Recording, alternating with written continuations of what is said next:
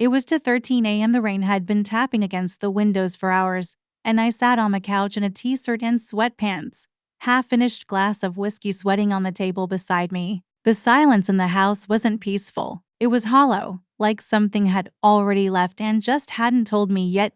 Sarah was still gone. No call, no text, just, "I'll be late. Don't wait up." That message came at 7:54 p.m. She said it was a late meeting with the new creative director, something about timelines being pushed and client deliverables needing hands-on approval. Normally, I wouldn't question it. She was good at her job, and I was proud of her. But lately, she'd been distant in a way that didn't feel like stress. She started dressing up more, staying out later. She laughed at jokes on her phone she didn't share with me. I told myself not to jump to conclusions. I told myself it was just a phase, but as the rain kept falling and the night deepened, my gut said otherwise. When the headlights finally cut across the window at 7:06 a.m., I didn't get up right away. I just listened. The car door opened, closed. Her heels clicked across the driveway, slower than usual. The key turned. The door opened.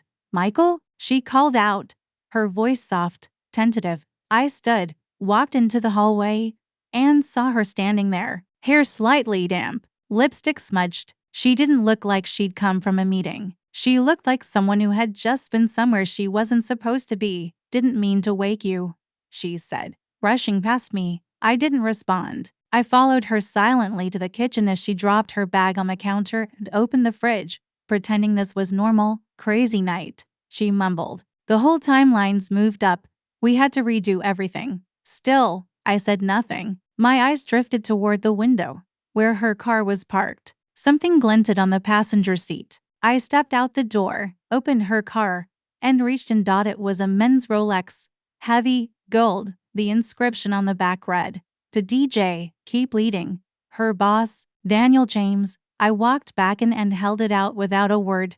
Her face drained of color. "That's not what it looks like. I'm not interested in what it looks like," I said, my voice calm. Too calm. "I'm done trying to convince myself." She tried to speak again, but I wasn't listening anymore. Something in me had already gone quiet, like a door inside me had shut. "Pack your things, Michael. Wait, please, can we talk?" I walked past her, down the hallway, into the bedroom we used to share, and grabbed a duffel bag. I didn't raise my voice. I didn't cry. I just needed to get out of the house before I broke into pieces. By 7:30, I was gone. I didn't sleep. I drove until the highway blurred into sunrise, pulled into a motel, and sat in the parking lot for nearly an hour. I wasn't crying. I wasn't screaming. I wasn't even thinking. Just blank. Like I'd slipped into a version of myself that couldn't feel anything yet. Because if I did, I might fall apart in a way I couldn't put back together. Around noon, I went back home.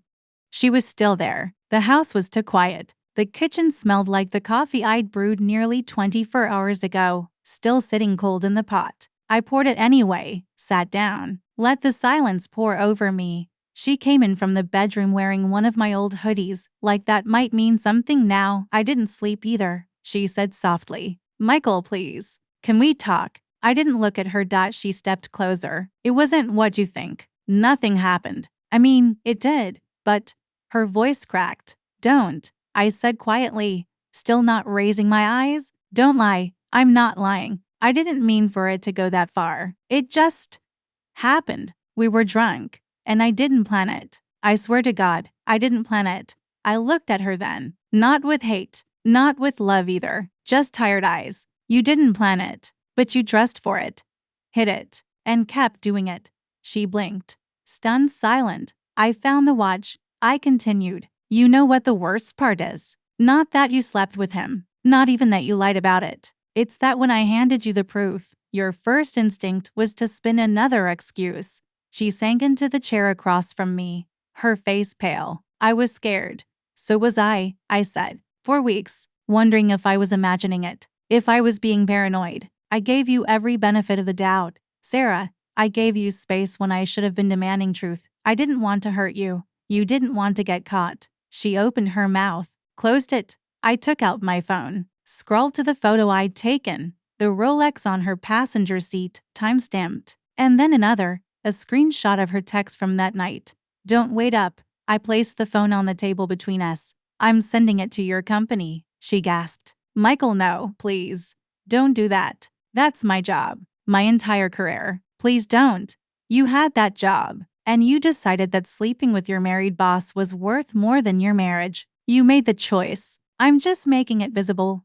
She covered her mouth with both hands, eyes wide with panic. I stood, walked toward the hallway. I don't want to see you again after today. Handle what you need to handle, but I'm not shielding you from the consequences. You're trying to ruin me. No, I said, turning round in the doorway. I'm just not protecting the version of you that ruined me. She broke down then, but I didn't stay to watch. I went to the office, opened my laptop, typed a short, professional message to her HR team, attached the photos, hit send. Then I turned off my phone, poured another cold cup of coffee, and sat by the window in silence. The email had been sent. I didn't feel triumphant. I didn't feel vengeful. Just hollow, like all the anger had already been spent silently in the weeks leading up to that morning. I wasn't trying to destroy her. I was just done holding her secrets. I sat at my desk for a while, staring at nothing, letting the stillness take over. The house felt strange without her voice filling it, but it also felt clean, like the silence was something I could finally trust again. Round 4 p.m. I got a reply. Not from Sarah. From her boss. The subject line was blank. Just 2 sentences inside. Understood. This won't happen again. Thanks for keeping it professional. No apology. No denial. Just indifference. As if what they did, was some minor inconvenience that needed to be cleaned up. I closed the laptop. The next knock on my door came just before sunset. Melissa, Sarah's closest friend. She looked rattled, like she hadn't stopped driving since Sarah called. Michael, she said, pushing past me. What the hell did you do? I didn't respond. She's wrecked, she continued. She said you exposed her. You got her fired. Do you even understand what that means for her career? I walked into the kitchen and started rinsing out a muck. She cheated, lied, got caught. That's what happened. She made a mistake. Melissa snapped. She made a choice. I corrected, turning to face her. Multiple times. She didn't just sleep with him. She came home and lied about it. Again and again. So don't come in here and expect me to feel sorry now that the consequences showed up. She was scared. So was I said quietly. Melissa's posture faltered. She didn't think you'd leave. I left a long time ago, I said. Emotionally. The rest just caught up. She stood there for a second too long, maybe waiting for me to soften. I didn't. I'm not the villain in this story, Melissa, I added. But I'm not the victim either. I'm just done. I walked to the door, opened it, and held it. Melissa left without another word. That night, Sarah came home. Her eyes were red, makeup streaked, and she held a printed letter in her hand. Termination notice. She dropped it on the table like it was a weapon. You couldn't have just left, she asked, voice trembling. You had to ruin my life. I stood by the window, arms crossed. You did that yourself, I said. I lost everything. No, I replied. You lost me. The rest was built on lies. She broke down, sobbing, begging, said we could fix it, said she'd go to therapy, said she was sorry. I pulled a file folder from the drawer and slid it across the table. Divorce papers, signed. She stared at them like they were written in another language. This isn't fair, she whispered. It's finished, I said. She crumbled to the floor, but I didn't reach for her. I didn't comfort her. I didn't scream either. I just stood there, still. Later that week, I left, took a rental by the coast. Small and quiet. No photos on the wall. No trace of what came before. About a month passed before she texted again. Are you happy now? I stared at the message. For once, I didn't feel anything.